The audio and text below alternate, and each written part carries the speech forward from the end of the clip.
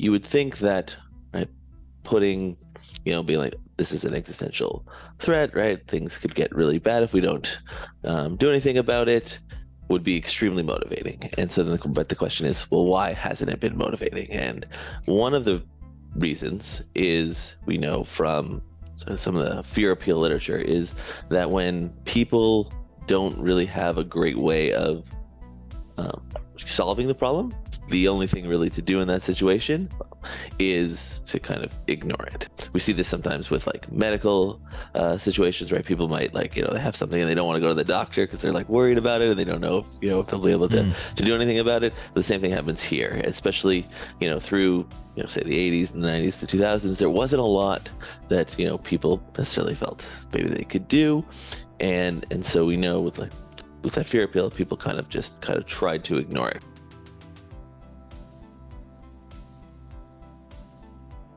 So today I'm joined by Dr. Jeff Rotman. Dr. Jeff is a senior lecturer in the Department of Marketing and co-director of the Better Consumption Lab at Deakin Business School.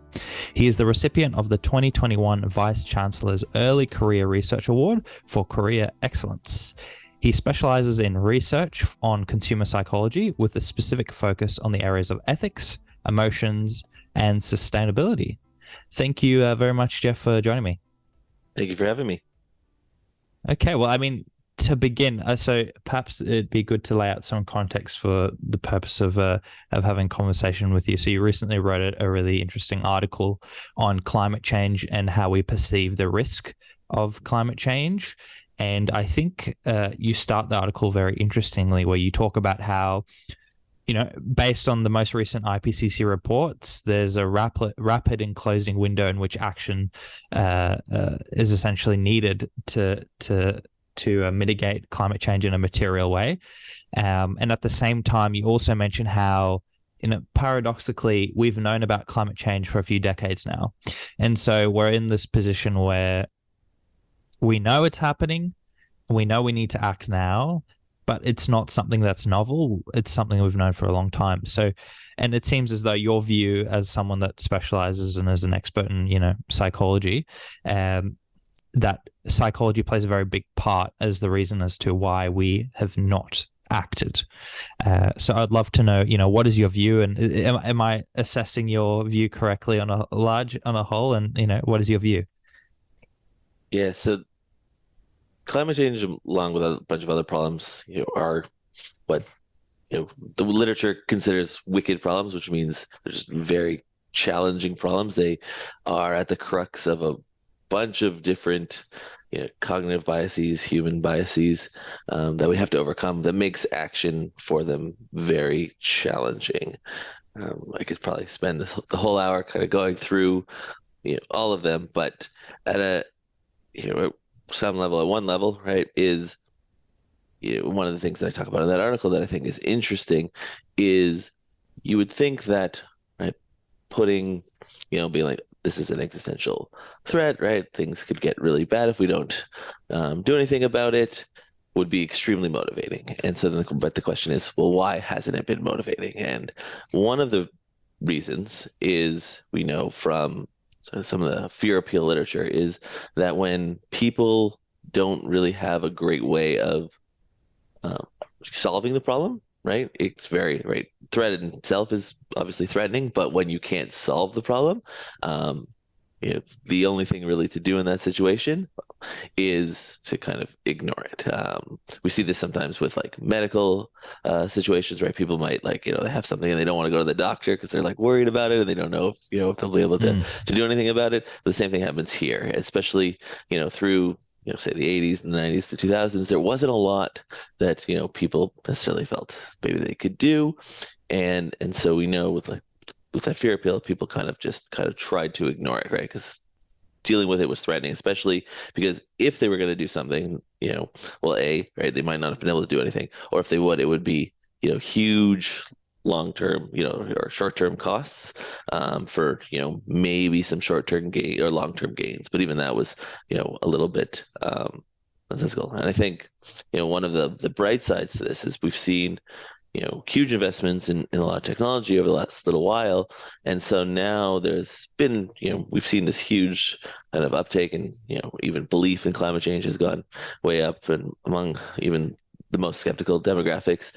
And part of that is that now there are things we can do, right? There's, investments into, solar panels and PVs, batteries, etc. So there is a bit of a bright side, but it is, part of what sort of spurred that article was the question, did it have to get this bad before we start to act? And it's not necessarily that it's just, that close and that bad, but it's the combination of it's getting bad and it's getting worse, and that, we now have things for it. The other, I guess, piece of it, of the fear appeal is, the question of, in branched enough a bit of the temporal discounting, right? We're not great at dealing with like long-term costs. And so, saying to someone, hey, there's this problem, and if we don't address it, it's going to cause problems in 30, 50, 100 years, isn't, super motivating for people.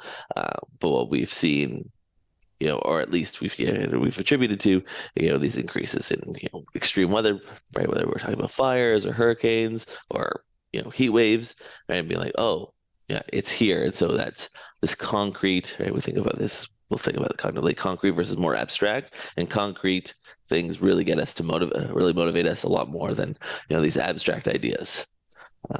Yeah, just like I said, there's lots more to say on this, but I'll. Yeah, no, of course, no. I think it's to summarize, and let me know if I've understood you correctly. So it seems to be two really big problems. So the first thing is that when it comes to dealing with fear, I mean, at the end of the day, we're a social species, we're animals. And so if there isn't a tangible way to resolve something that is of significant challenge to us, or is scary, for a lack of a better word, an effective strategy is to ignore it, or to suppress it, or to push it away, or perhaps even to convince yourself that it's not there. And then the second thing is with regards to long-term problems. The long-term is abstract. It's not here. It is not in the now.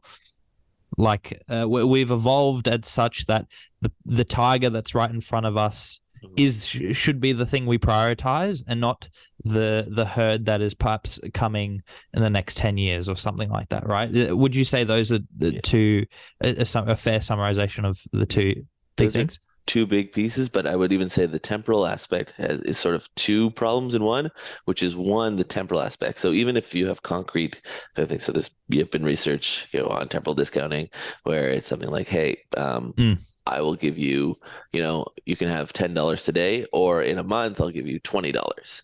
Yep. People will take the $10 today, right?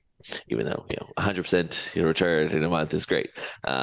Should take that, but people will take that. And there's a few reasons for that. Part of it is, just, we value the now a lot more. The other piece, so right, all of these have so many interconnecting pieces, is also just trust. And I think something, we haven't talked a bit about, but it's hugely important, is just, how we think about this information and the trust. And one of the, really interesting, although problematic things about this whole debate is something that, I think, there used to be the famous line, right? 98% of scientists or climate scientists agree, so and so. And what's problematic about that is that if you're motivated, as we were just talking about, to kind of dismiss this, you can kind of seize that information and be like, well, 2% of people don't agree, right? And so that's evidence for. And, you have different models, right? Model X predicts, this, and Model Y, and you're like, oh, and you can look at that and say, well, people don't know what they're talking about. And then you see another model that says nothing. And I guess actually that's sort of what drove me a little bit into some research that I published a while back, because I was kind of looking at this stuff, and I'm a psychologist by training, so looking at climate models, I can look at the statistics, but I can't necessarily understand what exactly is going into the model and what's accurate. And so you would see sometimes these occasional models, a few people that would publish and say, no, everything's fine, and trying to figure out which is accurate is tough. And one of the things that, I was trying to piece together, the thing that I would always come back to was basically the greenhouse gas effect. And that's something, you learn in elementary school, right? Very, basic level, right? CO2 and other greenhouse gases, they act as a as a blanket is sort of the metaphor. It works quite interesting in that the sun's rays can um, they can pass through it, they warm up the earth, but then when the Mm, earth kind of absorbs them and radiates them back, it actually traps the heat back in.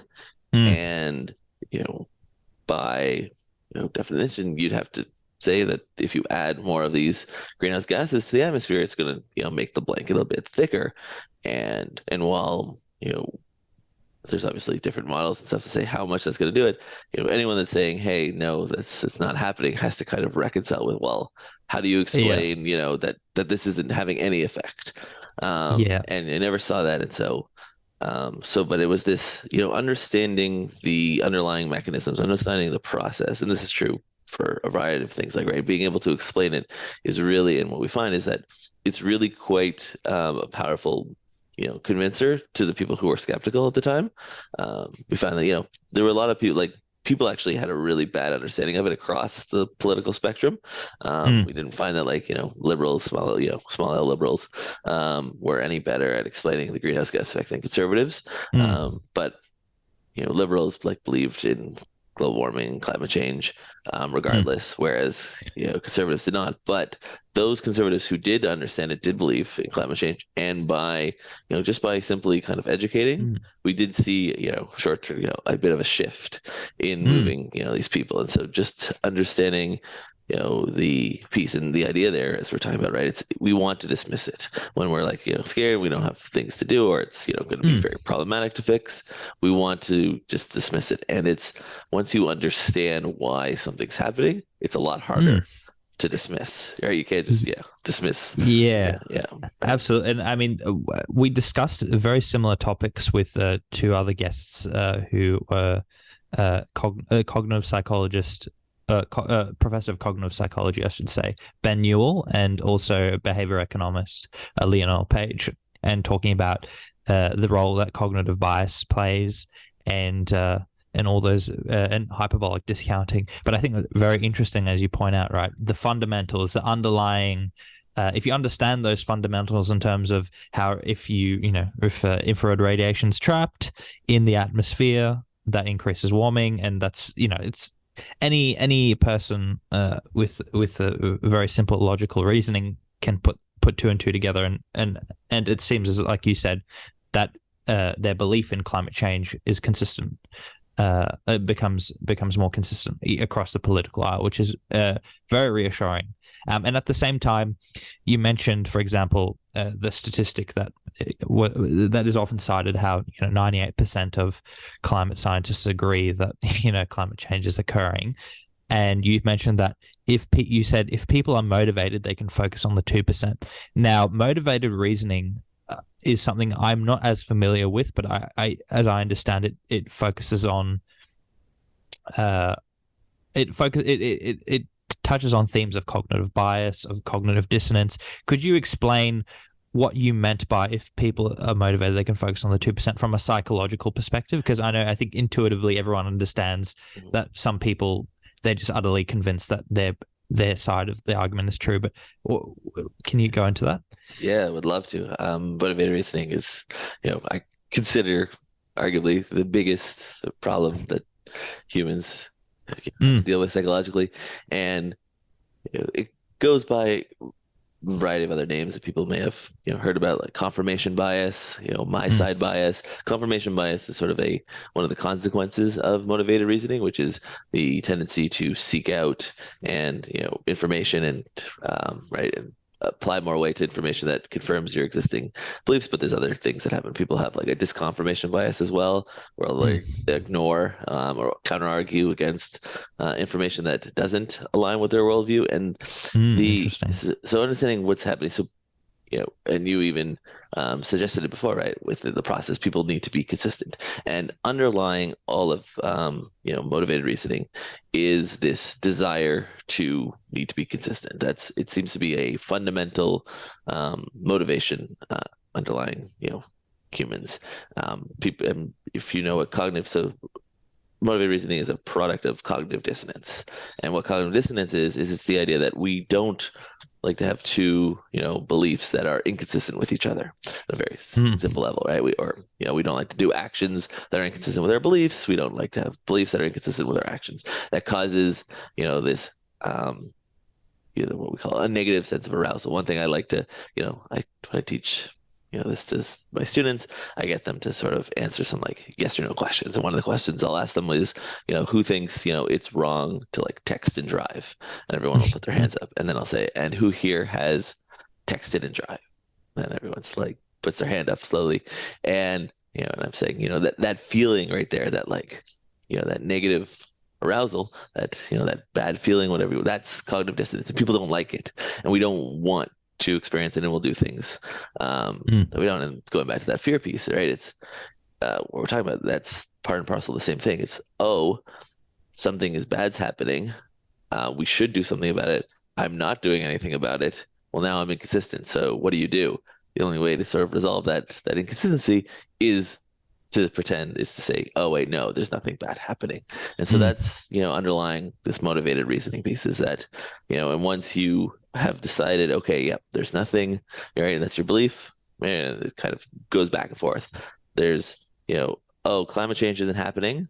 I don't need to do anything. I'm not doing anything. Therefore, climate change Mm. isn't happening. And so you're going to be going out and looking out for information that aligns with your worldview, even if it's, not right, that 2%. We see this, Mm. and once again, that like there's lots of great studies that have looked at this across, everything from the legal sphere, right? People, if you go in, if you set up jurors who, provide them and they believe ahead of time that someone's guilty and stuff, it doesn't matter, right? Like they're gonna, seize on the evidence that supports them, and vice versa. You'll have the doctors as well, right? If they have a hypothesis of what you have, right, that evidence is going to come forward. So we see this across the board and even in little things that don't have as much stake, right? Once we have a belief, we Mm. want to act consistent with it, and so we are very motivated to do that. And one of the really interesting pieces about this is that you would think, right, that like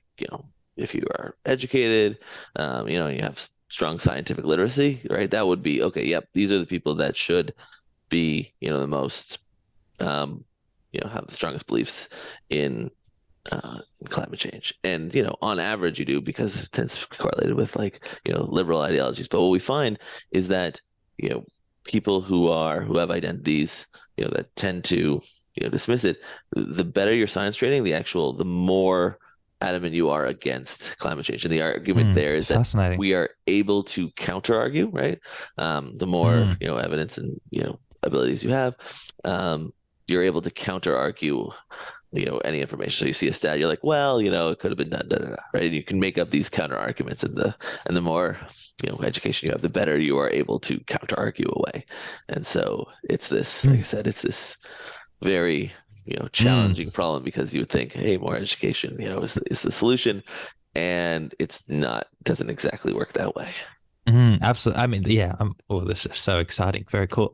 So, I mean, just to touch on the first part in terms of motivated reasoning and cognitive dissonance, uh, when I first came across the theory of cognitive dissonance and sort of how it plays out, I mean, it immediately resonated with me on not only on regards to bigger problems, but as you said, little problems as well. A consequence of our, I guess, evolutionary history, right? Whereby as tribes, we are not necessarily truth-seeking machines. We are people that want to survive together and live together in harmony. And so, for example, if you have someone in the tribe that is dissenting very on a topic that everyone agrees with, I imagine that it would cause considerable risk to your place in the tribe. And so it makes sense to perhaps push away or to repress or to do all sorts of interesting things that you would not necessarily expect. And I think perhaps, I mean, this is tangential, but the advent of the internet and how social literacy and the expansion of knowledge before the internet, I think people perhaps would have expected this would mean that we all become incredibly scientifically literate. We would become people that consistent with the science on a very consistent basis. And yet, as we've seen, that has happened in some instances for the people that are want to focus on certain problems like climate change and have an understanding of the fundamentals. But at the same time, as we've seen, like throughout COVID, for example, there's many other examples, but people are not necessarily truth seeking, as I suppose is the point I'm making. And I think a really good example of what you're talking about is a study that I really love, looking at gun control in America, where you get Democrats and Republicans and you give each participant a dossier of evidence that at first that goes against their beliefs, for example. So if for Republicans, you give them evidence that shows, America's got the number one deaths in the world. It's the risks are very high in America compared to other countries, et cetera, et cetera. And then for Democrats, you give them evidence saying, well, at the end of the day, it's assault rifles, all these other really big scary weapons are actually don't really account for a large amount of deaths. It's usually handguns and all these sorts of things. So arguments that people often cite for banning these guns doesn't really stand up to the evidence. And the really interesting thing is that you would expect that the beliefs of the Republicans and Democrats would soften based on their positions, but it is the opposite thing that happens, which is so fascinating. Yeah. And I love that. I absolutely love that example. Yeah, that's a great example. I was actually going to tell because there's a famous example and goes back, I think, to the 70s, late 70s. Correct. I think it's Lord Ross and Lepper paper, one of the papers that kind of drove me into this area as well. And they did it with capital punishment.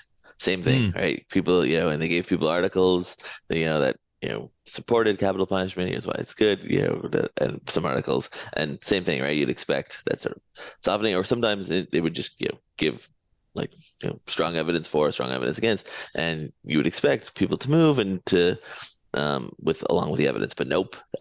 If you believed capital punishment was good, didn't matter the evidence you had, for, against, somewhat mixed. Yeah, you polarize, right? This is the heart of attitude polarization.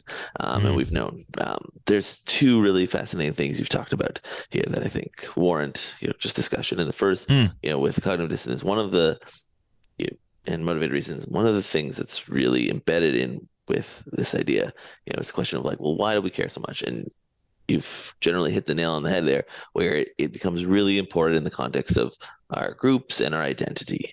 And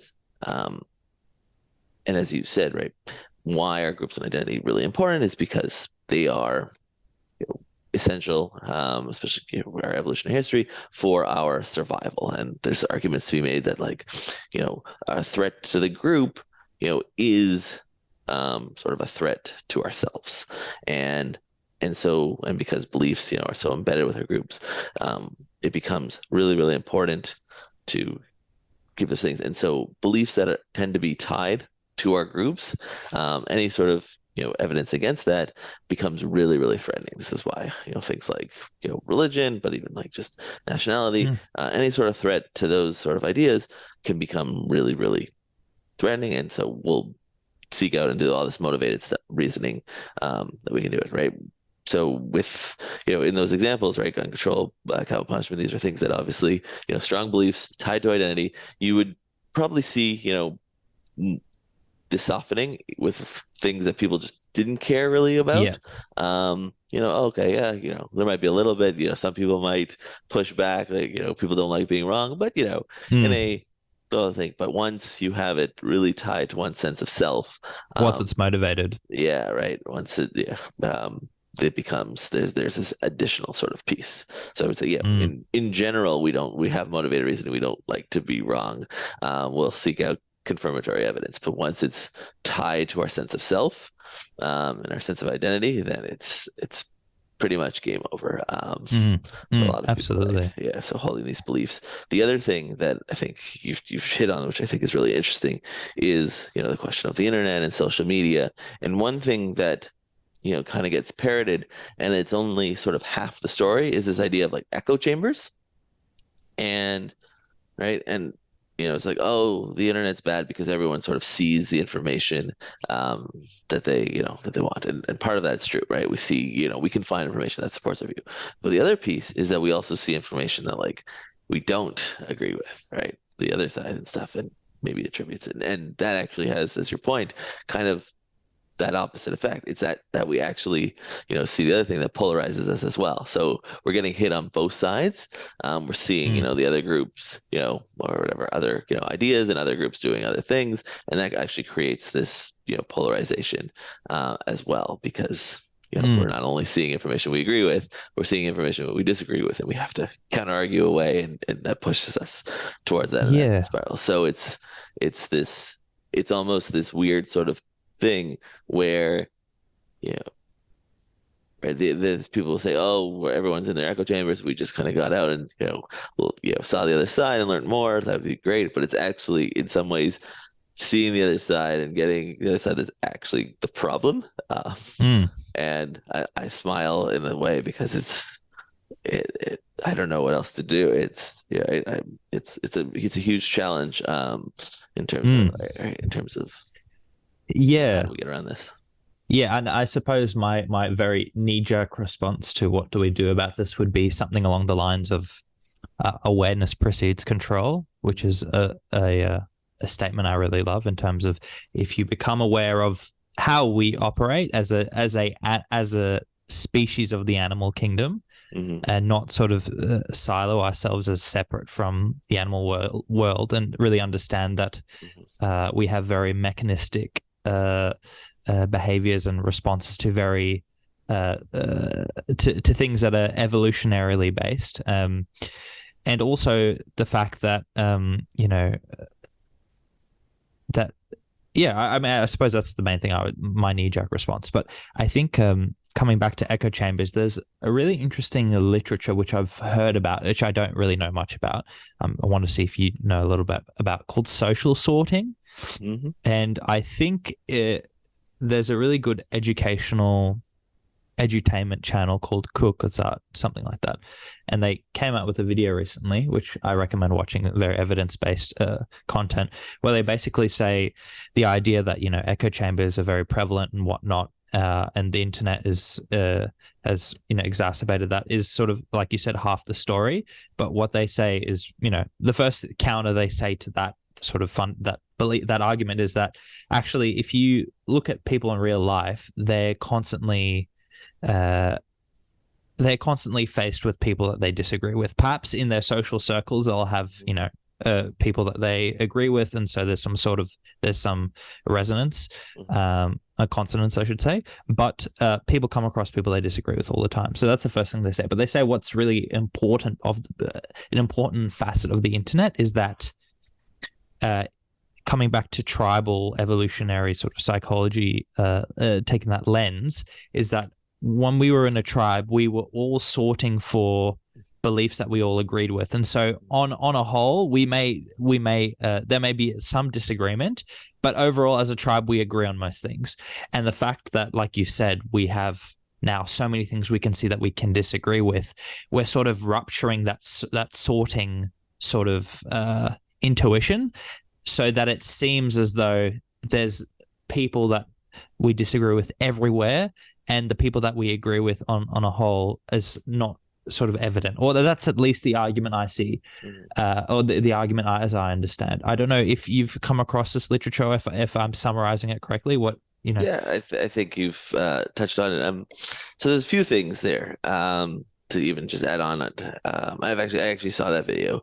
So and part of that is Oh, what I was good. just talking about before. With we see these other people and right, and it creates this this polarization piece. I was actually chatting with a colleague, in part on a similar sort of topic the other day, and because I think actually one thing that they talk about in that video is historically, right, everyone would kind of share similar beliefs. And, if you and a friend kind of like disagreed about something, um, you could, it was just like one thing, right? You knew this person, you knew Mm, the trust, and you could like, it wasn't maybe necessarily, as threatening. It wasn't this other group. It was just, someone in your group having like a different opinion, and that might, you might have this piece. But one thing actually, I think that A, wasn't talked about in this video, and B, this is, I'll be honest, this is a bit of speculation, but, you know, I think, the literature would support this, and so would, just experiences. There's something unique about, you know, texting, social media, etc. And I see it, if you're, say, texting with a friend even, right? And this could be just a friend, and they say something you disagree with, right? They say something weird. Well, then it like sort of sits there, right? And you like look at it and you're like, wait, what? Is this right? Am Mm. I interpreting this right? Why would they say this? Et cetera. And then you have to like think, do I want to like, fight them on this? Right? Do I just leave it, et cetera? And it builds and you elaborate on it in a way that you wouldn't do it if, you were there just chatting with a friend and they Yeah. said this thing, you're like, wait, what? You may be like, wait, what? Or do you mean this? And they'd be like, no, no, no. Or they'd be like, yeah, yeah, well, and you provide that nuance and in a conversational way, something that's seems really, dissonant may not be, or you can explain it, right? But Mm. what with text, and that's even with someone in your social circle, right? But Mm. there's that weird break that happens that doesn't happen in conversation, and I wonder to what extent that sort of exacerbates. And then obviously to this point right now, take that to the extreme where now you just see someone on social media, that's posting, you don't know anything about them or, very little, and they say Mm. something and, there's no nuance. And you look at that and you're just like, and all of a sudden now it's that. And there's no Yeah. way to ask them to clarify and you don't know them, so you can't trust them. And you're just like, this is, a crazy person saying crazy things and they're the other group, especially if they're the other group. And that just sort of, adds to that ridiculousness. Mm. And so that's a huge part of it is that yeah, is one of the things we sort of know, this kind of goes back to your point, is uh, historically, like, right, in a group we at least all kind of share most of the same, values. And we would like, we would root for the same sports team. We would go to the same, religious, church, synagogue, mosque, etc. Right, we'd see these people. We'd share a lot of the same sort of values, and so any given one situation wasn't a huge, problem, and you could, like I said, fight with it. Whereas now, we don't have that shared understanding, and that Mm. causes a bit of an issue as well. Yeah, yeah, absolutely. And I think, interestingly, I mean, that point about texting a friend or someone there's a disagreement versus saying something and being able to sort of actively dismiss it. I think like it comes back to your point of trust, right? And having someone that you trust disagree with you is a very, very different feeling to disagreeing with someone you don't trust. Because if you don't trust them, whatever, I can push them to the side. There's no dissonance really because I believe I'm right and they're wrong. But the dissonance occurs in some not cognitive dissonance necessarily, but a dissonance of opinion when you have someone like a close friend who disagrees with you politically, and then you're really forced to confront that uncomfortable Mm. feeling, who's right, and actually questioning your values. And this comes back to a really fascinating uh, uh, I don't know if it's an active a literature topic, but this idea of us versus them, Mhm. othering people, separating tribes, so in group versus out group, essentially.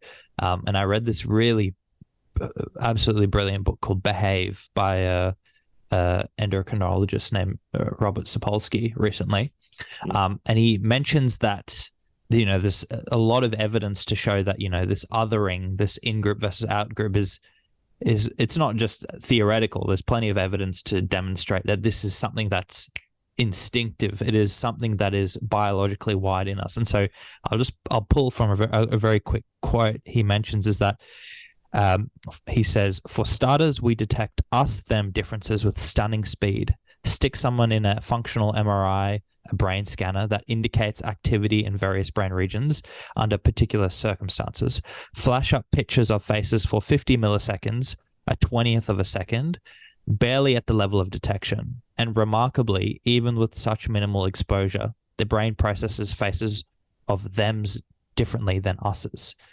And so, this is something that's activating the amygdala, the sort of the primal limbic system part of our brain, and with such speed that, it is it makes us very, very conscious of what thems are saying versus us's. And there's this other really interesting study that I think, when was it released? It was released in 2016. Okay. And it's called the selective laziness of reasoning, where essentially you separate people into two groups, and they're required to make arguments based on a specific topic, right? And then in the first group, without telling them, you give them their own arguments back to them, but without telling them that they're their own.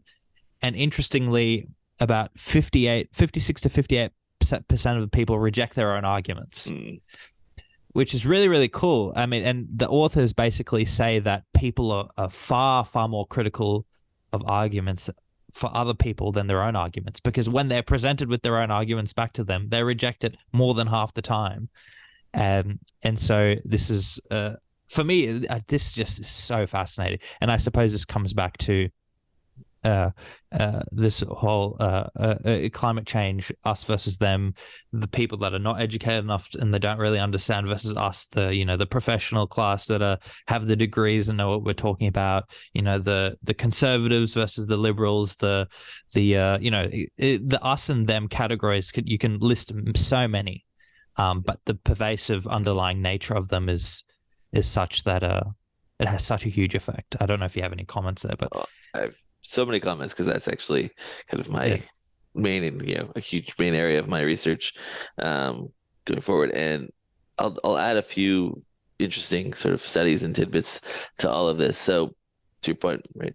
Yeah, this us versus them, hugely, hugely strong. But something that I think is fascinating and important is, how we think about morality. There's sort of this sense of morality where, sure, we know we have like our circle, and we'll treat, people nice within a circle. And then there's like, the outside, and it's not so much that we, whatever, but it's just that they're not in our circle. So we just kind of like don't care about them. And if we're going to be selfish, we'll be selfish. But that's not actually the way in which we actually think. It's not just that we don't care about the people outside of us. It's that in a lot of instances, I mean, that does happen, but in a lot of instances, it's actually like it's moral to like harm the other. So I use the example, of, you can think of, like if there's an ant, say outside, or if like some ants, right? You're not going to go around like just going around like, trying to kill these ants outside. If you did, if someone saw you doing that, they'd think you're some crazy sociopath, right? But if you had like a poisonous spider in your house, right? All of a sudden now, or even just like a mosquito, there's a motivation to harm it, right? Because it's a harmful other. And so with this us versus them is that, yeah, in some cases, right, you might think of people in other countries, you feel bad, but you're not going to do anything. That's part of it.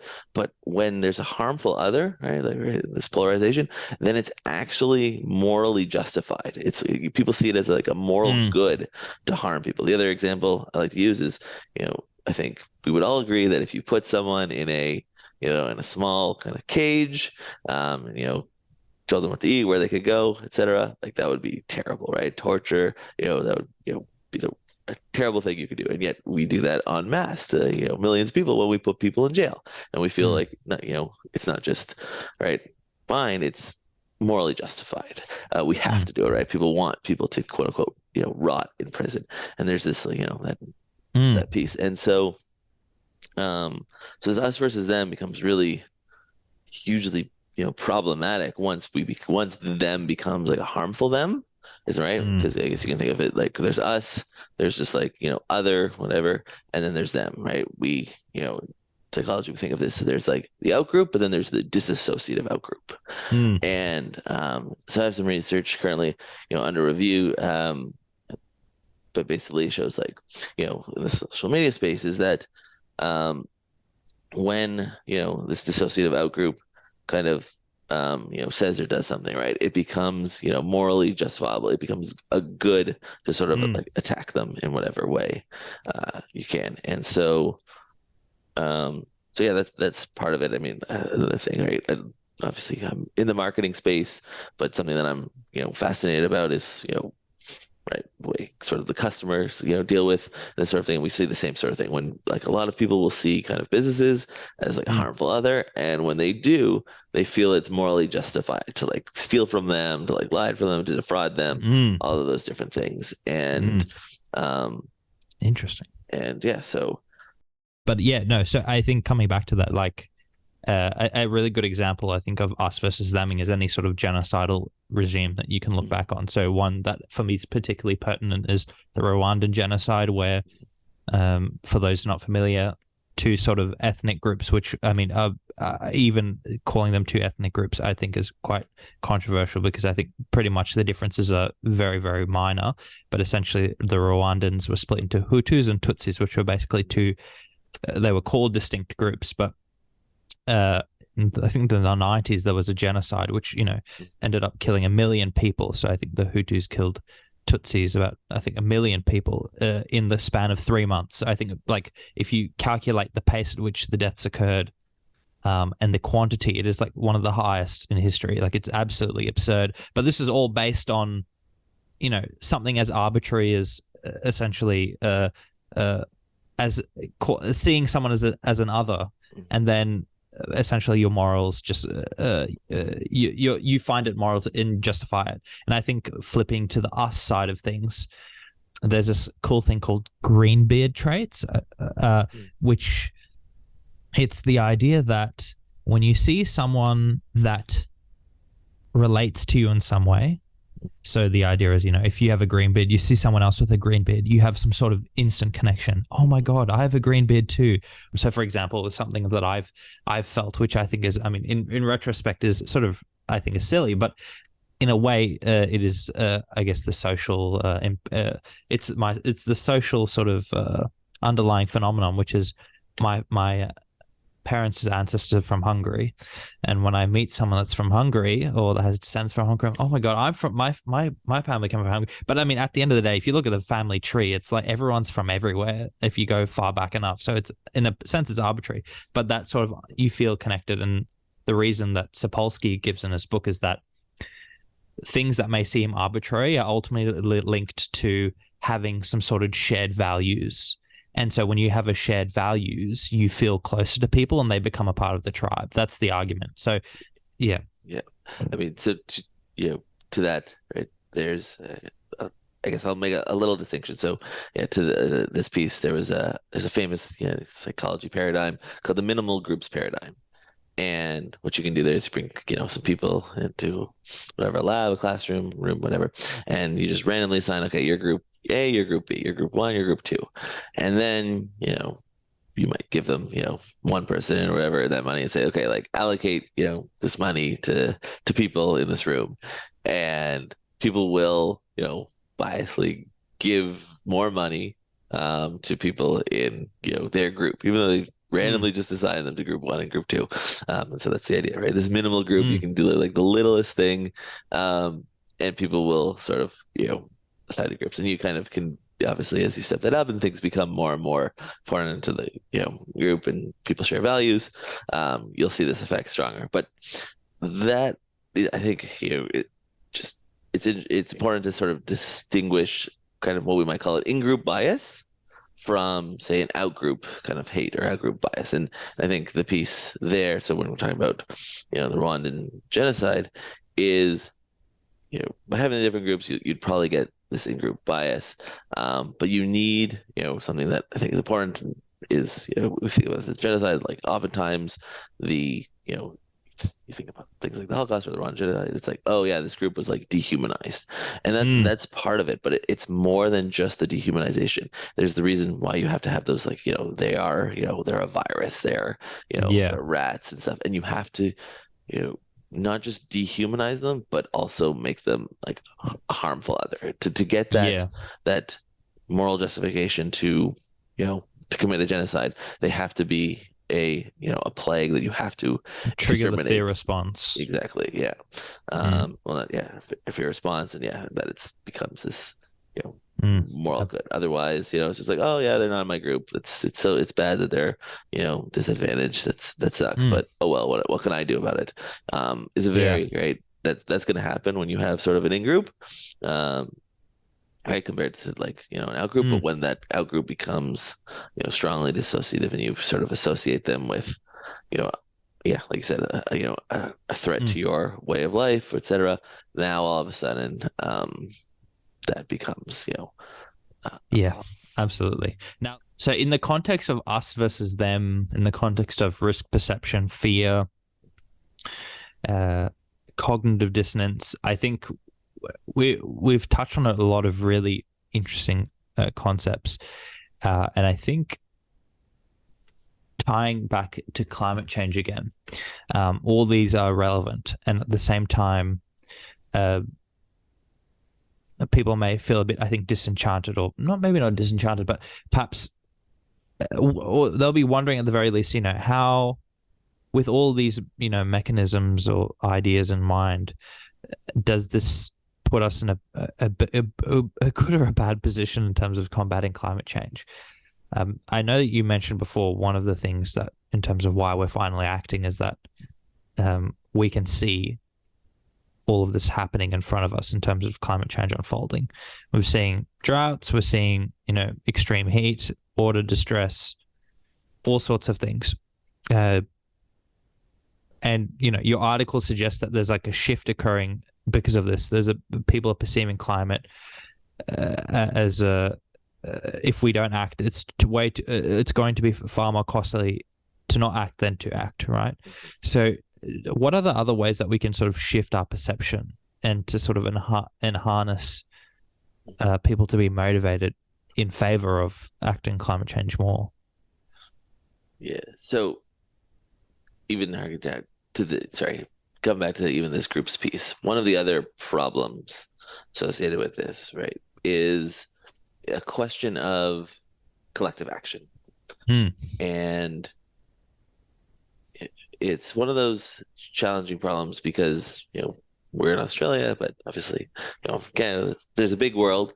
And even if everyone in Australia did everything they could, every business did everything they could to curb this, it wouldn't be, it wouldn't do much if nobody else did. And so the question, and so we know that people really don't like to, especially they're really averse to being kind of like the sucker, right? Is we're not, as motivated to be, self-interested. We just really don't want to be, the sucker. Like our way of thinking, we think of gains is more in align with how other people are doing, right?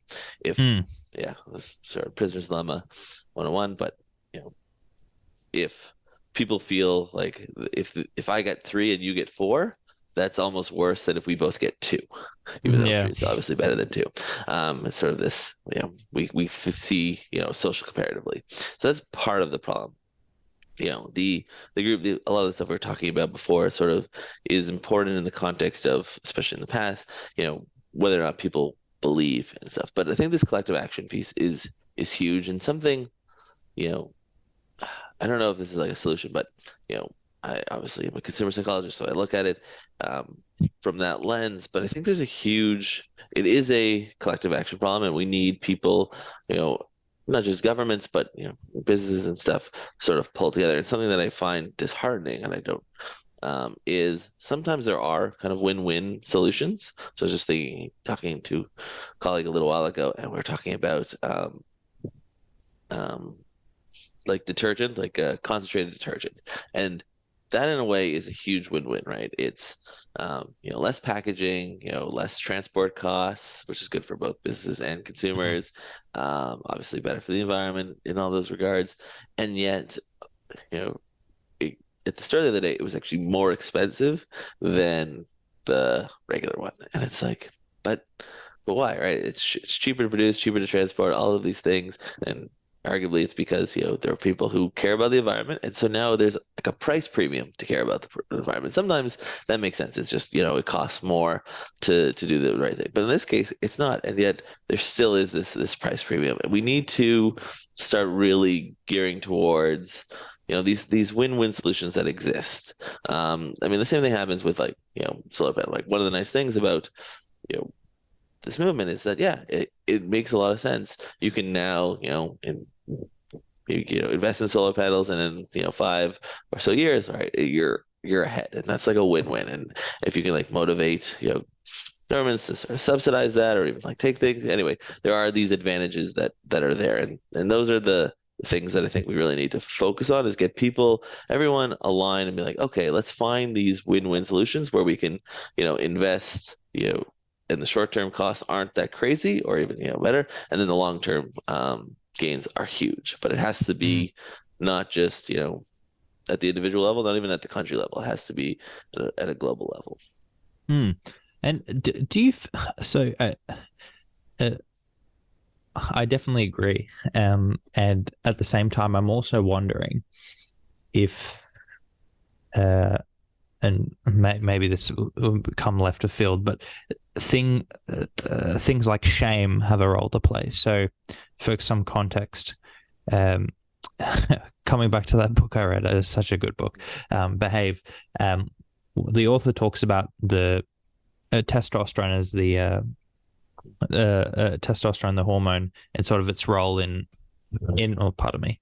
It talks about its role in regulating social behavior, and he talks about how testosterone is often seen as a hormone that increases aggression, but what it actually does is that it increases one's appetite for status, and as a consequence of status seeking, one is more likely to be aggressive. So, for example, there's five apes. You give ape number 3 in the hierarchy testosterone. It does not attack monkey 1 and 2, the 2 monkeys above it, but it does take out more anger on monkeys 4 and 5. And so the rationale being is that at this level, it is all about social status and maintaining that status. Now, he argues that, my sort of extrapolation of this is that in the context of climate change and sort of collective action, a big problem is that there is status at the moment and working for or furthering causes related to fossil fuel companies. So, for example, a lot of fossil fuel companies are the highest of earning the highest profits they've ever recorded in history at this point, something like that, roughly. And working for companies and making a lot of money is a very, very, societal speaking, as a consequence, is people want to do it. People want to be making a lot of money, and they want to be making it the biggest companies in the world. In general, not everyone, but in general, I would argue. Now, I think that it would be interesting if there was some sort of regulating mechanism where we all socially agree, some sort of contract, where if you work for these companies and you're furthering the production of fossil fuels in some way or another, you ought to be shamed for it. And this is very, very controversial, or maybe not very controversial. I guess it depends where you stand. But for me, I think shame plays a very big role in mitigating behaviors around the world, and perhaps not for very much good. But I think there is a case to be made, certainly in the context of climate change, that it is something that ought to be socially shamed. Now, look, maybe that's just me being a bit cynical and seeing us versus them and sort of falling to the very trap that we've been discussing. But I'm also cognizant that there's, as IPCC say, there's a rapidly closing and dwindling window of action for which we need to act. And so with that in mind, do you think shame has a role to play on a psychological level, triggering the fear and sort of pushing people to be more conscious? Or am I just being a bit am I losing the plot here? What do you think? So lots of interesting things there, but I will push back on a couple things. But the first thing, I think the status piece is interesting, and especially because they're actually, in some ways, the being environmental, there is a status there, and I think, Tesla's genius in a way, right, was to make electric cars, a status symbol, right? People were buying it. Oh, yeah, it's good for the environment. And sure, that was great. But, Tesla did what, became Tesla because they're like, no, our cars are going to be, they're going to be cool. They're going to be, luxury cars. That's going to be the case. And so there is a place, so there's this S piece. The thing about shame is I would agree with you if if everyone agreed, right? The fact that there is this Mm, polarization makes that problem difficult. So like, as you brought up the thing before, whereas, if a close friend kind of, says, mm, shames you, whatever, like says, oh, you did something wrong. Now you're gonna like, okay, great. Sort of that you get that dissonance in a way, but that you have to resolve sort of two things, right? Either you have to, you know, not be friends with this person, or you have to sort mm, of take a look at yourself and change your behavior. But mm, if you were to shame someone who doesn't, who's not in your group and doesn't, share things like, oh, what are you doing? mm, Well, that's going to do what we were just talking about before. People are going mm. to be motivated away from that threat and actually probably double down on Yeah. their piece. So, Mm, that being said, right, like I actually have a friend, she she took a job kind of like with, and she felt her own sort of bit of mm. shame, right, in that sort of way. So it is there, and hopefully, it can motivate it. But for other people to shame, some people will feel that self shame in some ways, but to Mm. kind of come out and go on that attack, like to say that my little bit of research shows like it is not, it has the exact backfiring effect that we see Yeah. with people. Right, one of the examples I like to use is you know well, there's like so Colin Kaepernick, Nike, Oh, yeah. football player, right? And everyone like when he did the thing, you had all these people be like, "Boo!" Colin Kaepernick, and right, like Yeah, burnt perhaps it's fake worth stuff. explaining what he Oh did. yeah, I know so we actually yeah, talked about it on a podcast perhaps a year ago, but I think yeah. I for mean, any listeners who are not there familiar.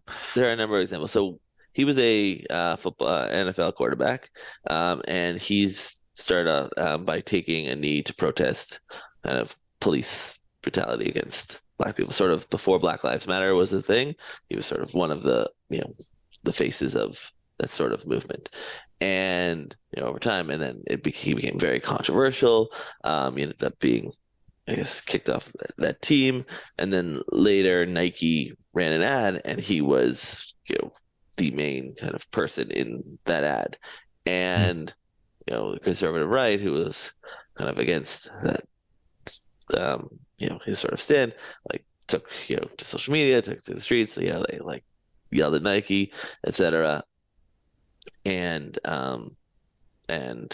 like burnt some stuff and created this whole sort of piece about how bad Nike is. And I had some research, and I was like, no, like this is actually going to be good for Nike. I can see exactly why they did this. And sure enough, um, Mm. they posted like their highest like sales and profits in the weeks after that, right? Because you had people on the other side being like, well, screw you, we're gonna like defend Nike in this regard. And you see this Mm. in a variety of different contexts. So that's what I would be worried about in this current Yeah. climate, about the shame piece. That's not to say that it's that these are there, but because it Mm. would work if we were all in a very closed, tight society. Yeah. Shame would be a very powerful force to get people to Yeah. move. But when you have groups, that's where you get a bit of an issue.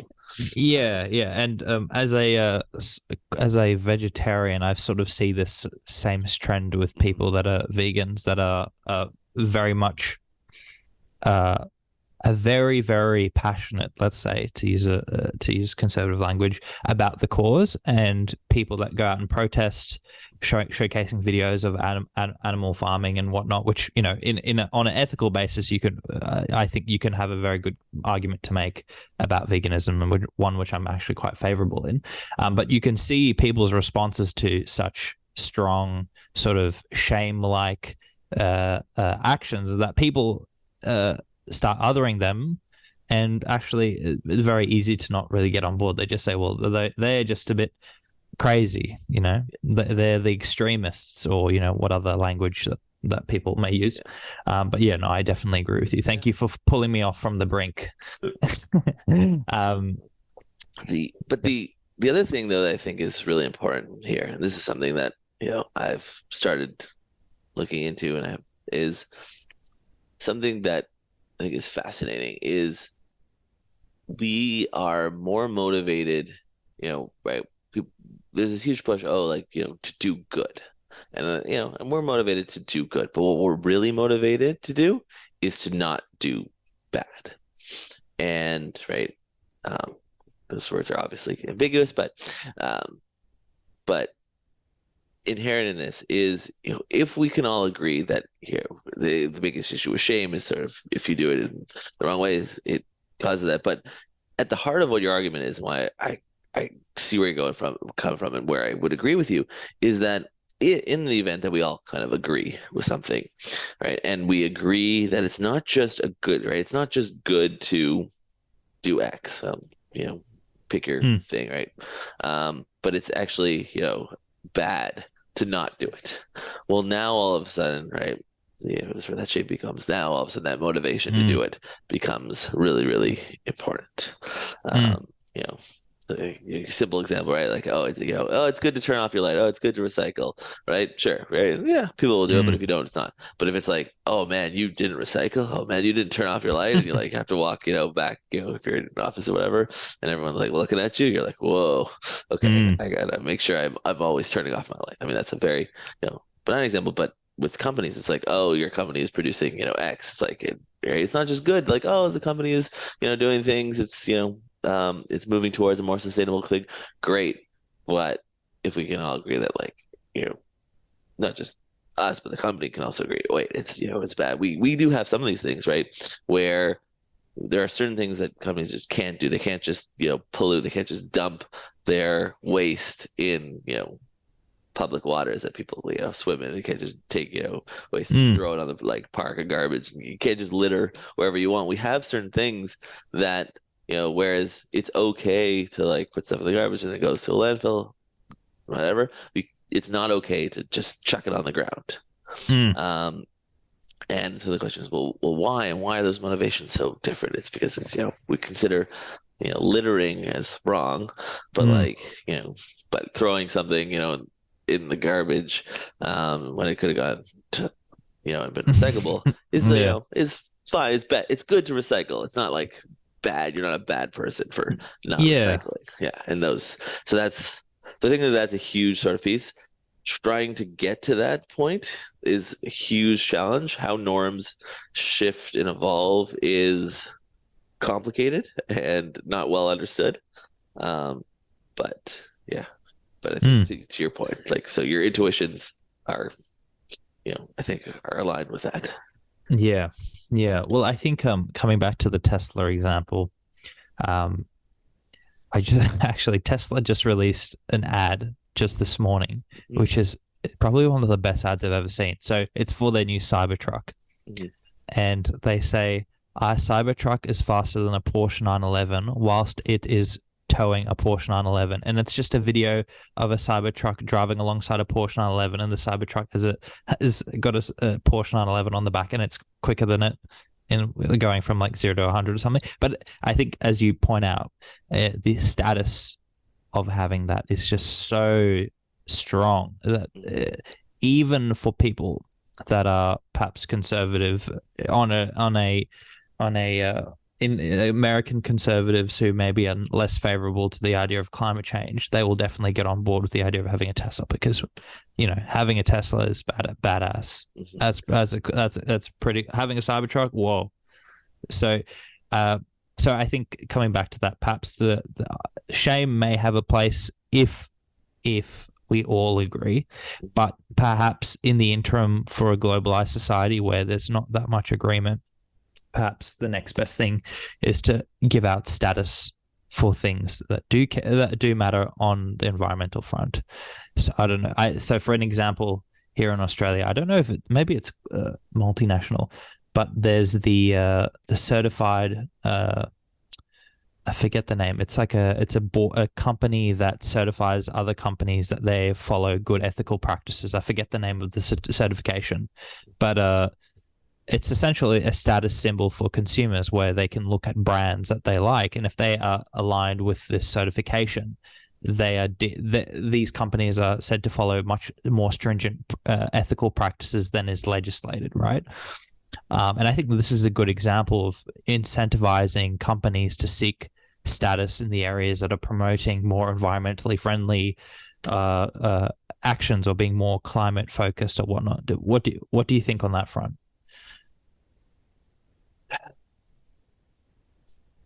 A few different thoughts there. So it really depends on, it's on the implementation. There are Mm, ways in which, I could see this, it being effective, but it trying to create a status, brand of any sort is not always, it's not super easy. mm, Um, I mean, there are ways, you could maybe, it would be a nice thing, right? For this would be a good place actually. This is where, celebrities like to put their, you know, you know, stamp on certain things, but like sometimes it can be problematic. But one thing that they can confer is status, and so mm, this would be a place where that would be pretty helpful. Um, and but okay, so presumably that if and then there's questions of trust, like how good are these? Right? I think people have been, burnt enough by greenwashing, um, just different sorts of claims that people can make. So that becomes a bit of a problem. But assuming it's well trusted, and people actually like, it does confer status, and we can all kind of agree. I mean, the other piece is whether or not it actually, you know, people care, and this is a high status sort of mm, piece. So that would be my pushback. mm. Not that it's not a good idea, not that it wouldn't be effective. The Yeah, no, most certainly. the other thing though that I don't necessarily worry about, but I think it's kind of goes back to the place is if this then becomes, if businesses then see this as like a value add, right? And then as a result, it becomes, oh, like, it's more expensive. To get the sustainable one, it's actually more expensive now because even though, right, like it's not more expensive to produce and stuff, but it's because there's a growing group of consumers that are willing to pay more for Mm, this, this certified sustainable product. And that, to me, I think is where, there has to be some sort of shift in a lot of mm, ways because, I mean, you're a vegetarian. It's something that I'm, I did some work on was on lab grown meat, cultured meat, clean meat, call it what you will. mm, Because like you, I share um, those things, and I really hope that clean meat will be a game changer. And one of the things that we found in research is there's a group of people who are just kind of like, no, that's weird, that's disgusting. But for a lot of people, they're like, yeah, I would I would eat it, assuming it was like the same price or cheaper, right? mm. A lot of people will make sort of those, if it's not something that people really, really care about, then, price becomes a huge issue, Yeah. especially in this, with inflation, we're not living in a time where a lot of people really have a lot of means, so it becomes, a challenge and people have to scrape, by. And so if it's like, oh, I Mm, can spend it'll cost me $5 more for this, product, $5 more for this product, whatever, mm, it's more sustainable, or I could, get the cheaper ones, right? mm. That's a calculus that people make, and people will often default to the cheaper option if like the environment is not like the thing that they are caring about at that Mm, moment. for So sure. that becomes so that would be Mm, my push. Like I think what you're saying, makes sense, and we want to move towards mm, that, but it also has to be done in a way. One of the things, that we're looking at now is, yeah, is what sort of um, we're looking at. There's this attempt to kind of electrify, the whole grid here in mm, Victoria, and the question is, what's the best way to go about it? How do we incentivize those kinds of things? And so that's what we're looking at now. But once again, these would be like those mm, win-wins in a way. I mean, this is more from the government end, but is there a way to sort of get, businesses on board? Can we, provide, grants and incentives and subsidies to businesses to be like, hey, yeah, produce this. mm. If it, if you can't charge more or whatever. Anyway, you get the idea. But Yeah. make it so that consumers are motivated to purchase this more sustainable choice, right? Like, Mm, don't make it difficult for them. Make it easier for them. Yeah, no, that's it's all very fascinating, and I wish you well in that research because it's a very very important space. And another some good news is that our state, New South Wales, Victoria, and the second biggest state, I think, or perhaps the first, depends if you're a Victorian, I suppose. Um, is that New South Wales just passed this morning legislated targets to reduce emissions by 70% by 2035. So net zero by 2050. So that's, 25% above the federal target. So I think we're on track. So feeling very good about that. But coming back to a final point, which I think, and I asked Ben Newell this, and he thought it was quite funny. If I gave you the tools of, not the tools, if I gave you a special wand where you suddenly became in charge of a lot of political power in a way, where you could, if you said something, it would go. If we'll enforce everyone to undertake mandatory marketing training. No jokes, but if I gave you some sort of power to give everyone some sort of marketing insight, some sort of behavioral insight, what would that one thing be if you could try and promote that sort of understanding? I think a big one goes back. I mentioned before. I think motivator reasoning, confirmation bias is this huge problem, and one of the big, not just understanding it, but embedded in that is the idea that we hold our beliefs really, really central to our sense of self, and so when those beliefs come into, under attack, it feels like our sense of self is being attacked. And I think something that would be really helpful is to be able to, to get people to kind of break kind of that like, rather than having these beliefs, these really tight beliefs, it's fine, have ideas, but be willing to change and look, because they're just these, less core to ourselves ideas as opposed to beliefs, right? We'll be more susceptible to, be able to change and follow the evidence accordingly. I think that would be, it depends on how powerful my wand is. That would be one of them in terms of that. I think that's, and as part of this podcast, I think that's something that at least we can all try to do. We can all try to be like, okay, how do I know, right? Having a little bit of intellectual humility across the board, right? How do I know that I'm right about X or Y, right? Why do I believe what I believe? How strong do I believe it? What would be evidence that could change my mind?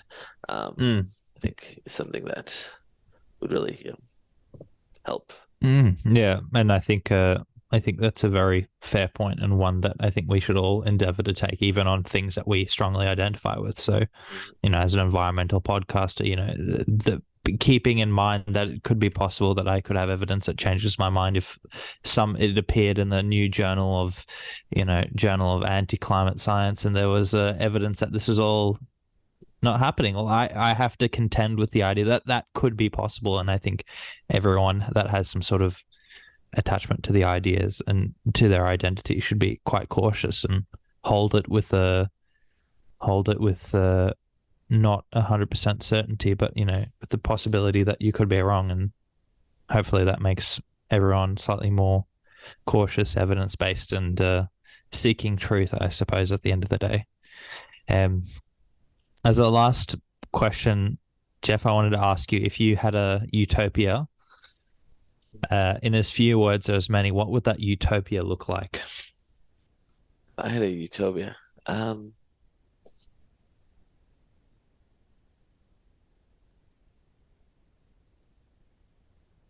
There's lots of little things, but I think one thing that we know that really is important for human well-being is social connection.